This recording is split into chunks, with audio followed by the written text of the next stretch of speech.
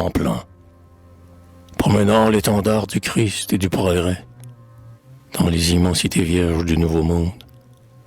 La France, l'œil tourné vers les altiers sommets, que l'avenir divin de ses rayons inonde, a laissé sur ses bords une trace féconde que le temps destructeur n'effacera jamais.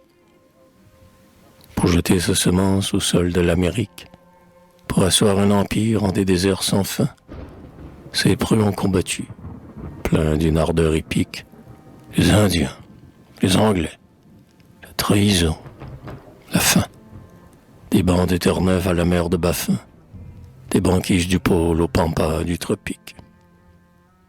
Mais de tous les vaillants renoms souverains qui sur ce continent luttèrent pour la France, nul ne sein de laurier plus frais et plus serein que le jeune chrétien, dont la reconnaissance acclame la ferveur, l'audace et la science, dans le noble et tragique orgueil de ses terrains.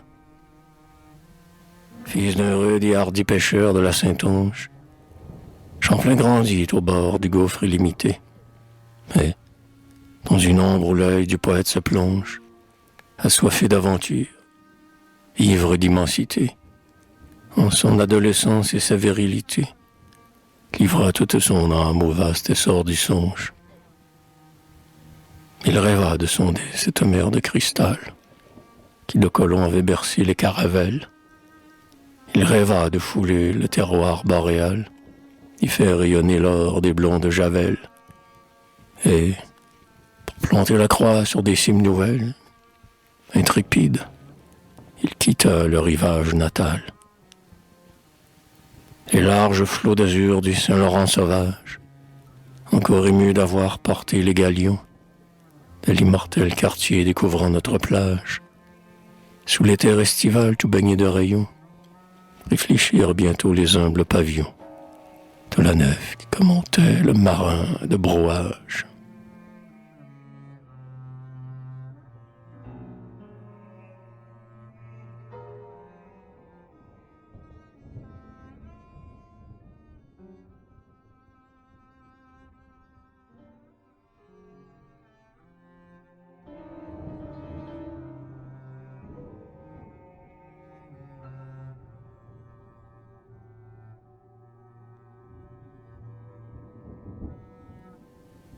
Maintenant, les grands pins canadiens crôleront.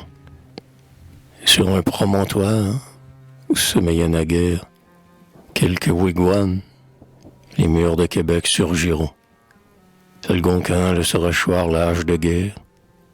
Les orgueilleux s'acharnent d'une peuplade altière. Devant le fondateur viendront courber le front. Le noble aventurier percera les mystères de déserts ténébreux, d'insondables forêts. Il franchira des lacs géants et solitaires, aux bords inexplorés et vierges de guérets, et qui n'avaient encore sur leurs flots clairs et frais bercé que les esquives des tribus sanguinaires. Il sera l'allié des Hurons à bois, traqués par des rivaux altérés de carnage. Il les protégera dans l'ombre des grands bois, et sur le même sol d'où monte notre hommage, vers le fier découvreur de ces libres rivages, les opprimés vaincront les cruels Iroquois.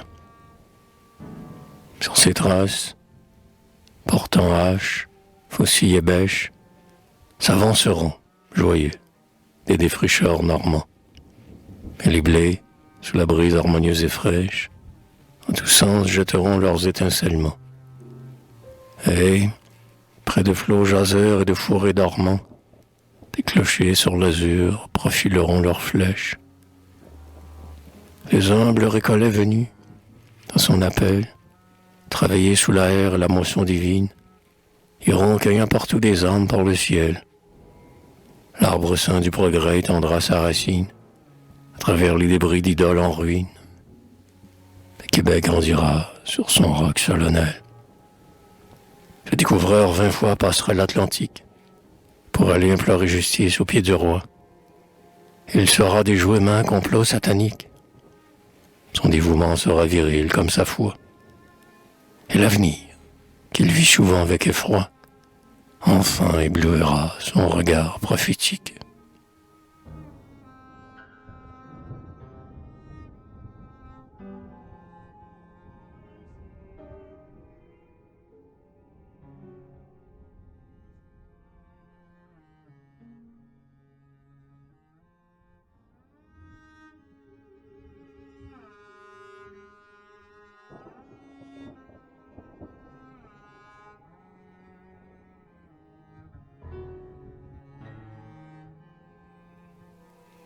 Mais pendant que l'ardent fondateur est grisé, ces vastes labeurs du vin de l'espérance, le spectre de la fin apparaît, hérissé, aux colons qui, narguant la veille, la souffrance, rêvaient sur leur sillon le calme et l'abondance.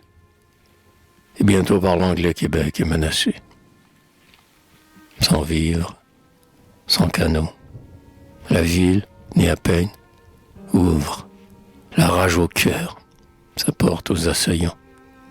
Et, contraint par le sort de déserter la reine, le vieux lutteur, suivi du groupe de vaillants, qui l'escortait le long des grands flots aboyants, repart, désespéré, pour la France lointaine. Il regrette les bois témoins des fiers efforts qu'il déploya 20 ans en poursuivant son rêve.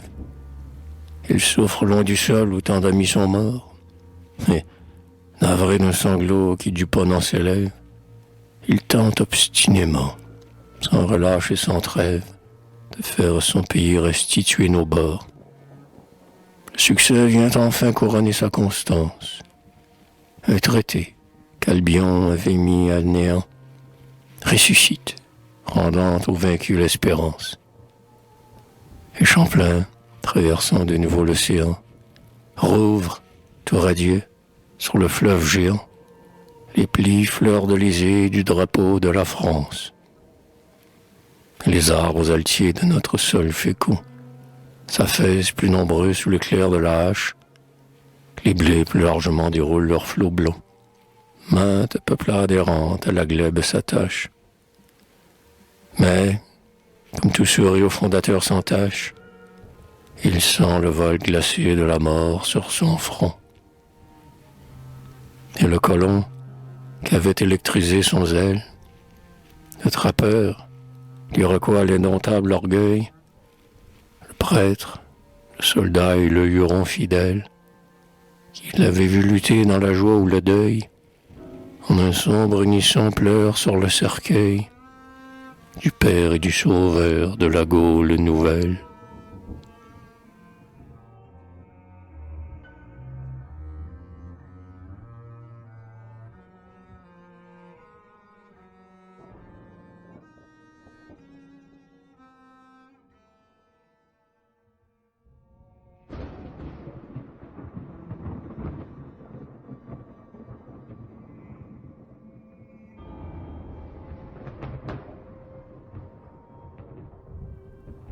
Oui, Champlain fut le père et le sauveur des preux, qui rêvait de fonder sous nos cieux un royaume.